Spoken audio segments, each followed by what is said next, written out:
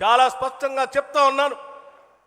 ఈరోజు ఉమ్మడి నల్గొండ జిల్లా కానీ లేకపోతే పక్కన ఉన్న ఖమ్మం జిల్లా కానీ నిరంతరం కాంగ్రెస్ పార్టీ కోసం నిటారుగా నిలబడి మమ్మల్ని ఆ రోజు పోరాటం చేయండి అని చెప్పి మా వెనక ఉండి నిలబడి ఆశీర్వదించిన మీ రుణం తీర్చుకునే కార్యక్రమం ఈరోజు మాకు అవకాశం వచ్చింది.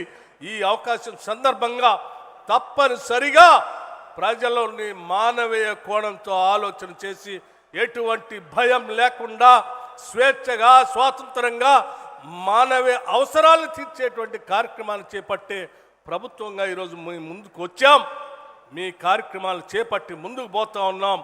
గతంలో ఏ రకంగా అయితే ఆశీర్వదించి మా వెన్నంటి నిలబడి ఉన్నారో భవిష్యత్తులో కూడా అదే రకంగా ఉండాలని చెప్పి మీ అందరినీ నేను మనస్ఫూర్తిగా కోరుకుంటూ, సమయం తక్కువగా ఉన్నది కాబట్టి ఇంకా చాలా విషయాలు చెప్పే ఉన్నాయి. సమయం తక్కువగా ఉన్నది కాబట్టి నేను ముగిస్తూ మీ అందరికి ఒకటే విజ్ఞప్తి చేస్తూ ఉన్నాం.